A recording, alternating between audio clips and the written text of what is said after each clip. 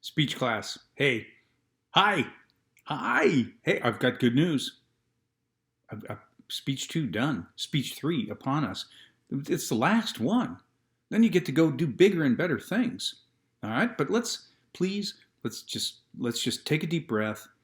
Let's learn some stuff from what just happened.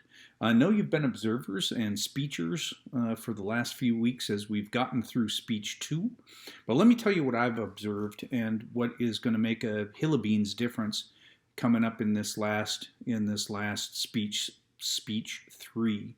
Okay, so let's just call this a debriefing, shall we?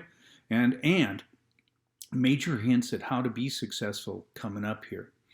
If you saw your grade sheet, if you asked for it, many of you had problems with source citations.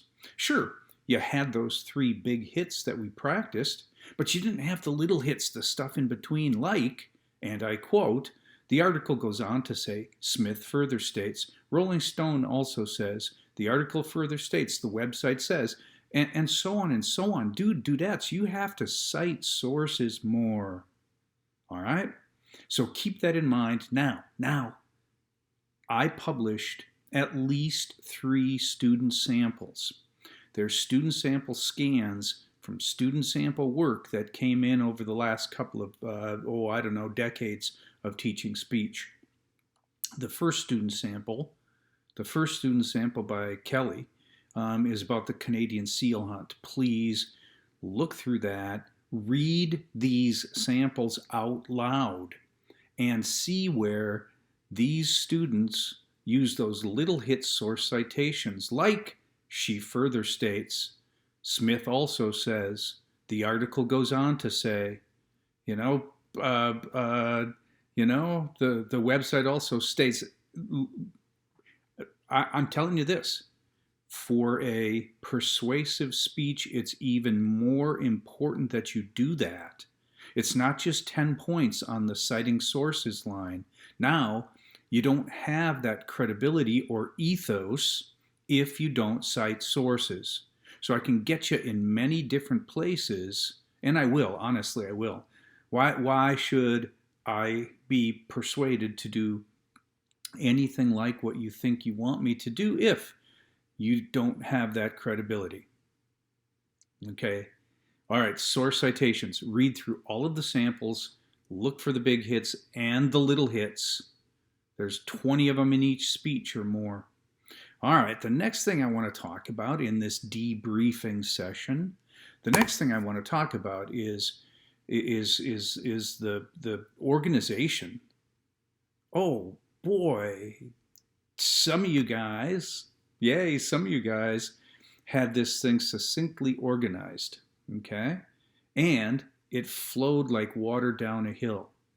A thesis statement, 3 main points, but the transitions, nice big full sentences in parallel structure. Like if your thesis statement was, there are 3 reasons McDonald's is a great fast food restaurant, then you should say, the first reason McDonald's is a great fast food restaurant is because of the food. You should say that out loud.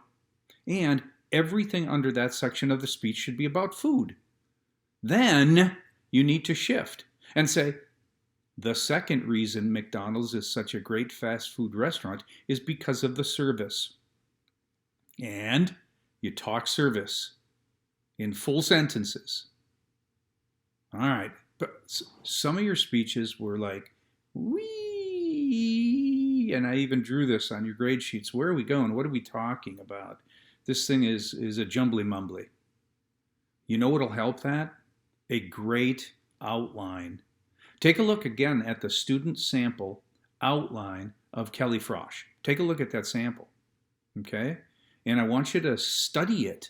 I don't put them out there for me. I put them out there for you. I want you to look at it. All right. She moves systematically. All right, let's talk about a couple of things as far as organization of this speech then, on that note. All right. First and foremost, we're going to do our research, right? That's what's up next. We're going to do our research. You're going to gather things with an open mind. You're going to gather things with an open mind. Please don't fall into this, confirmation bias researching. What? Yeah, here's what confirmation bias is. Let's say you want to, criminalize. You want to have harsher penalties for weed, for marijuana, harsher penalties. So you go do all the research, but you only look at the sources that are saying you're right. Criminalize it. You don't look at any of the other sources. You don't look at any of the sources about good medicine. You don't look at any of the other sources from countries and states that have already decriminalized. Nope. You're on a mission to prove you're right. Dude, that's closed-minded thinking. I'll have none of that. Go on a great explore with an open mind. If you change your proposition later in life, you change it. That's called learning. So now you go on this great explore and you gather. Okay?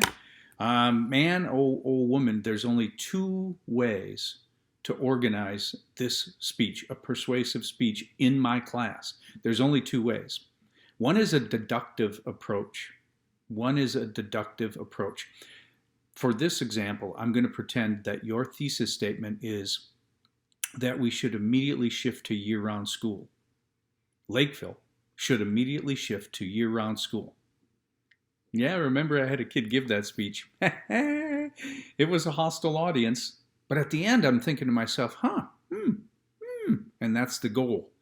But here's how the student organized that speech. It could be organized deductively. What does that mean? It means I'm going to take point 1, point 2, and point 3, and the deduction after those points is going to equal my thesis statement.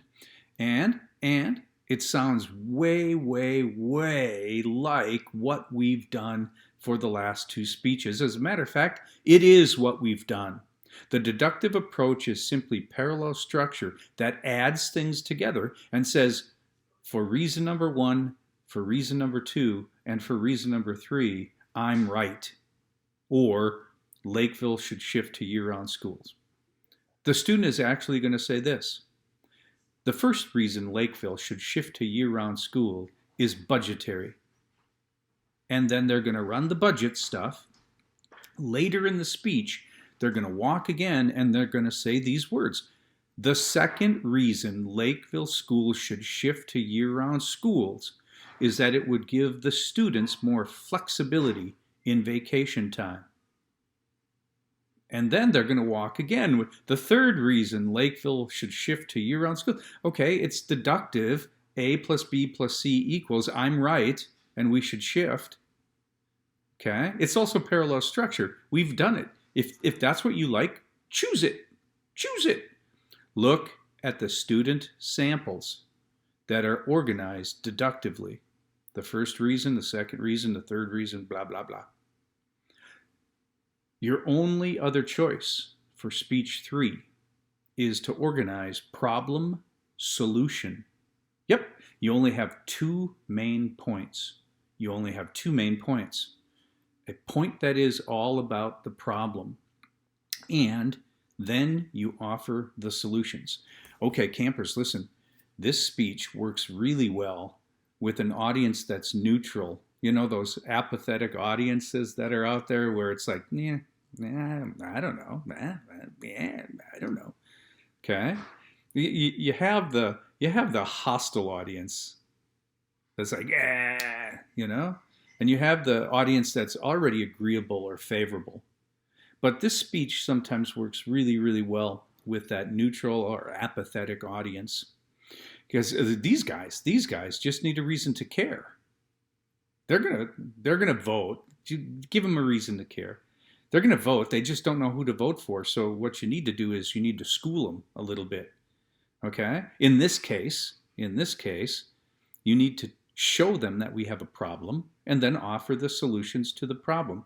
In the Kelly Froth speech about the Canadian seal hunt, stop the Canadian seal hunt by boycotting certain restaurants and brands of seafood. In that speech, which I want you to read, great use of pathos, by the way. In that speech, she has organized problem solution. Because if you just tell me, hey, look, don't go to Trader Joe's and buy seafood because they're killing baby seals, I'm going to go,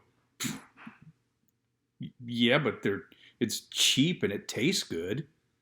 So you have to show me there's a problem and prove to me that we have a problem in the first place. Oh, she lays it out. Whoa. In this country, we have a serious problem with. In Lakeville, we have a serious problem with blah, blah, blah, blah, blah. And then that's your transition.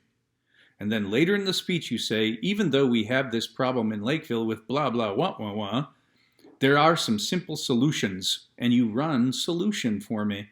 And at the end of the speech, I'm going, yeah, let's do that. I didn't even know there was a problem. No, dude, let's do that. Yeah, yeah, yeah.